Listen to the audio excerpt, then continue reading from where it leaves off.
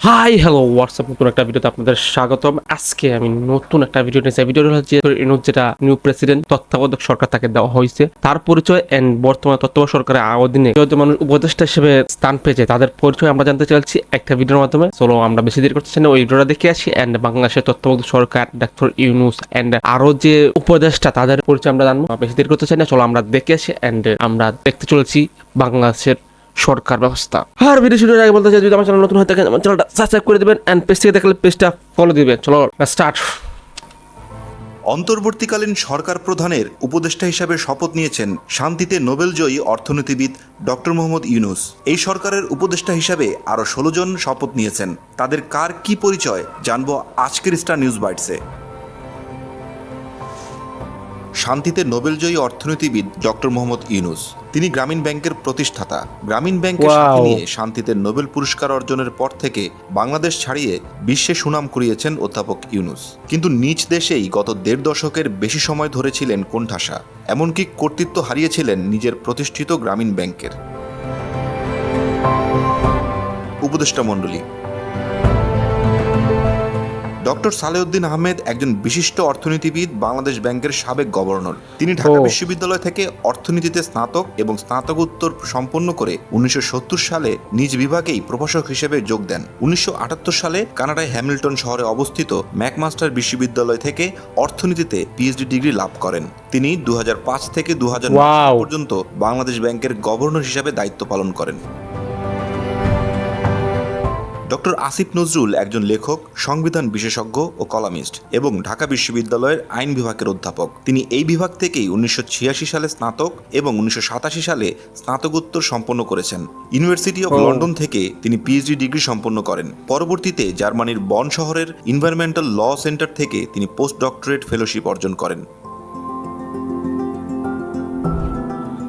সৈয়দা রেজওয়ানা হাসান, বাংলাদেশ পরিবেশ আইনবিদ সমিতি বেলার প্রধান নির্বাহী এবং সুপ্রিম কোর্টের আইনজীবী। প্রথম বাংলাদেশি হিসাবে গোল্ডম্যান এনভায়রনমেন্টাল প্রাইজ 2009 সালে টাইম ম্যাগাজিনের হিরোজ অফ এনভায়রনমেন্ট খেতাব পেয়েছেন। এছাড়া তিনি অসাধারণ, এটা ফার্স্ট টাইম জানতেছি। তো আমি মনে হয় না আমার মতন আরো অনেকেই আছে যে ফার্স্ট এটা জানতেছে। এন্ড ওই মানুষগুলোর তথ্য আমরা জানতেছি আজকেই প্রথম। এর আগে হয়তো অনেকে টুকিটাকি কিছু জানতো, বাট এই যে সরকার ব্যবস্থা হওয়ার পরে সরকারের যে অধীনে যে তত্ত্বাবধায়ক সরকার বা উপদেষ্টা তাদের যে নাম পরিচয় এটা আমরা আগে কখনো জানতাম না। সো এই চান্সে আমরা তাদের পরিচয়, নাম এন্ড তারা কি করে এটাও জানতেছি। চলো আমরা সামনে আরো দেখি।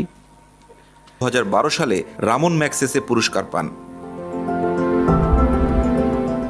বীর প্রতীক খেতাবপ্রাপ্ত মুক্তিযোদ্ধা ফারুকী আজম, তার বাড়ি চট্টগ্রাম জেলার হাটহাজারীতে। 1971 সালে মহান মুক্তিযুদ্ধে একমাত্র সমন্বিত যুদ্ধাভিযান অপারেশন জ্যাকপট চট্টগ্রামের বন্দর আক্রমণের জন্য এই অভিযানিক দলের উপ অধিনায়ক ছিলেন তিনি।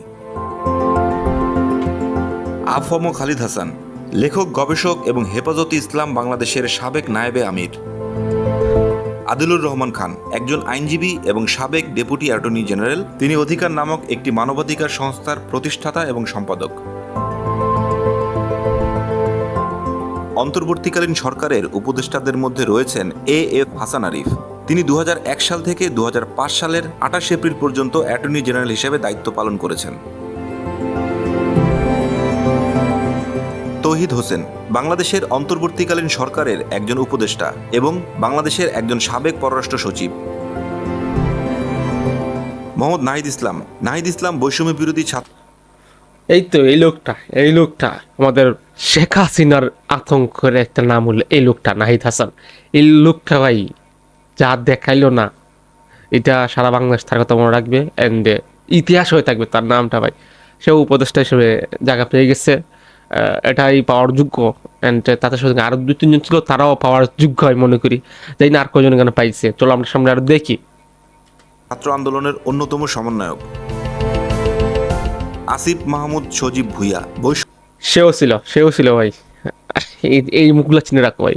আসলে ওই মুখগুলা আমার বলা লাগতো না, আপনারা অলরেডি ফেসবুক, ইউটিউব যে সব জায়গায় তাদের ইন্টারভিউ এন্ড তাদের সব পিস আপনার চিনা হয়ে গেছে। এর আগে আপনার কেউ চিন্তা না, বাট এখন চিনা হয়ে গেছে তাদের সব। বৈষম্য বিরোধী ছাত্র আন্দোলনের অন্যতম সমন্বয়ক brigadier general M Sakhawat Hossain. M Sakhawat Hossain একজন নিরাপত্তা বিশ্লেষক ও লেখক। 2007 থেকে 2012 সাল পর্যন্ত তিনি বাংলাদেশের একজন নির্বাচন কমিশনার হিসেবে দায়িত্ব পালন করেছেন। সুপ্রদীপ চাকমা, সাবেক রাষ্ট্রদূত ও চট্টগ্রাম উন্নয়ন বোর্ডের চেয়ারম্যান। ফরিদা আক্তার, বেসরকারি সংস্থার উন্নয়ন বিকল্পের নীতি নির্ধারণী গবেষণার নির্বাহী পরিচালক ও গণবিশ্ববিদ্যালয় ট্রাস্টি বোর্ডের সদস্য। বিধান রঞ্জন রায়, জাতীয় মানসিক স্বাস্থ্য ইনস্টিটিউটের সাবেক পরিচালক। নূরজাহান বেগম, গ্রামীণ ব্যাংকের সাবেক ব্যবস্থাপনা পরিচালক। শারমিন মুর্শিদ, শারমিন মুর্শিদি হচ্ছেন একজন বাংলাদেশি আন্দোলনকর্মী এবং ব্রতি এর প্রধান নির্বাহী কর্মকর্তা।